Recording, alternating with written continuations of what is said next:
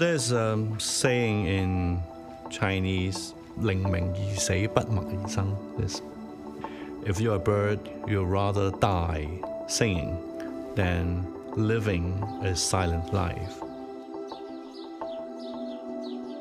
I don't have a sense of fear, especially if I know I'm doing the right thing. It's always worth looking back at people who have stood against oppressive regimes. People emerge. People like Jimmy Lai. He's a legend. Jimmy's story isn't really his story. That is the story of Hong Kong. I came here with $1. Someone who found refuge in Hong Kong and made something from scratch, from nothing. One country, two systems. We lose our freedom, we lose everything. He really sounded a warning for the free world. Human freedom is really a tapestry of individual freedoms, and they live or die together. We've never had a territory of 7.5 million people who have lived and breathed their basic freedom and human rights, having that taken away from them. Hong Kong isn't just about a city, it's about Hong Kongers, it's about the people who live there. Today, we see this total crackdown on dissent, total crackdown on the civil society in Hong Kong, total crackdown on freedom in Hong Kong. He chose to stay in Hong Kong. This is a time for sacrifice. You can break their body, but you're not going to break their spirit. A man's back has got to be bent in the process, is what I think Martin Luther King once said. This guy is like in the suit walking towards the flamethrower, and he's got eating an ice cream cone. And what they don't understand is the point made by Nelson Mandela, that you can't lock up an idea. I watched this man willingly give up the life of a billionaire to become a dissident. They want to eradicate the symbol of Hong Kong people. I will have to fight to the last day.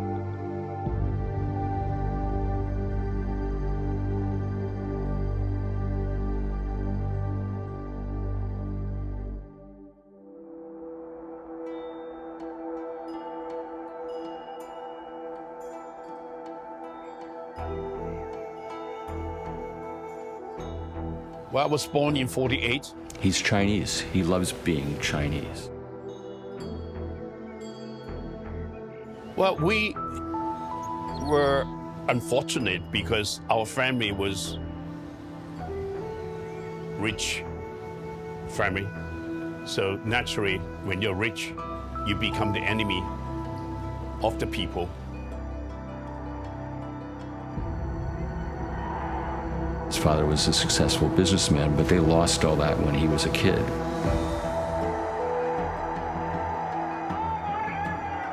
Mao Zedong was a brutal dictator, arguably the worst in the 20th century, even compared to Hitler. And arresting thousands and millions of people. His family's home and their wealth was stripped away from them. He found himself working on the street. My mother was in labor camp. We were just 5 or 6, and we were managing ourselves without an adult in the household. So he did not grow up with any advantages. He's basically self-educated. It was a very confused time for a kid. I didn't know what was going on. We just have to survive, struggle as a kid. When I was 8 and 9, I worked in the railway station, carrying people's baggage.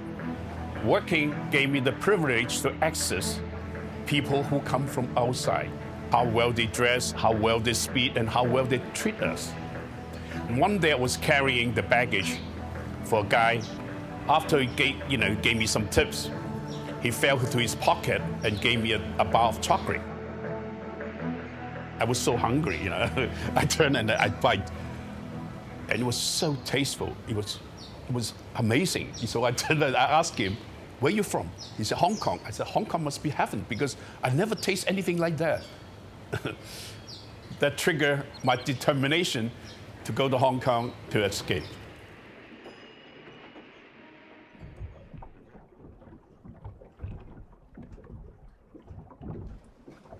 I was put in the bottom of the fishing trunk together with like maybe 100, maybe 80, I don't remember. And everybody vomiting because,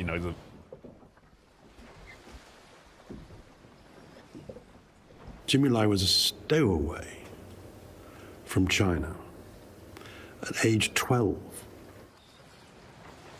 At that time, when you arrive in Hong Kong, you touch base.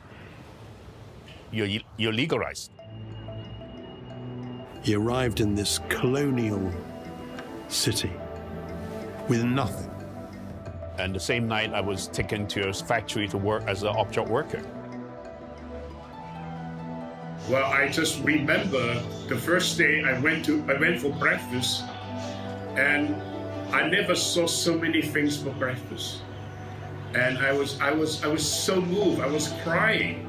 To come into Hong Kong for a Chinese, especially at that time when Jimmy came, that's like going from Kansas in black and white to Oz, where everything seems like it's possible.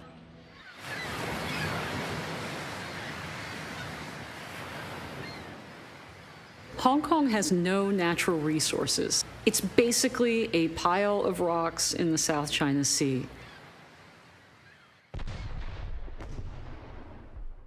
Part of it had been acquired in perpetuity after the Opium Wars in the early part of the 19th century. But the largest part of it, the so-called New Territories, had been acquired on a 99-year lease.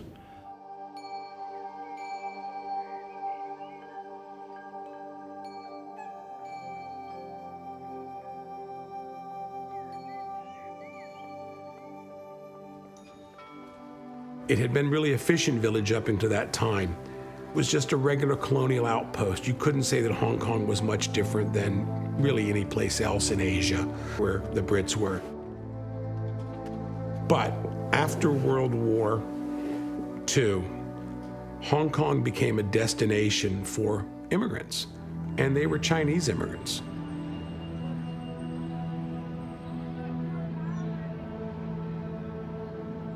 The British did not give us democracy.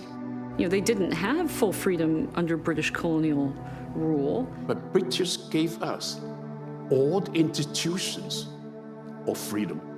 The rule of law, the human right, the free speech, the free market. We had all these institutions that protect our freedom and let our mind, our resourcefulness flourish.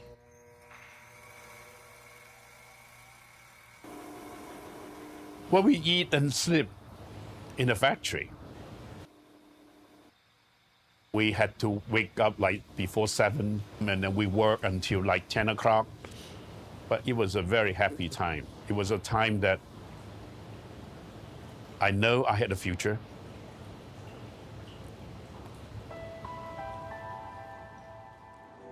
Hong Kong sweats with commerce and opportunity.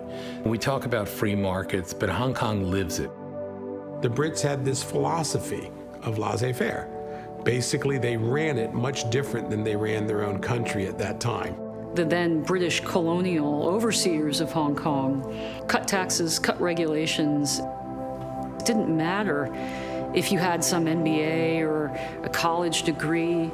Nobody cared. As long as you wanted to work, you had a good idea, you could learn, you could make it in Hong Kong. Over just a handful of generations, they went from an incredibly poor city to a metropolis that, rivals any of the great metropolises in the world. The shadow of that was that there were a lot of people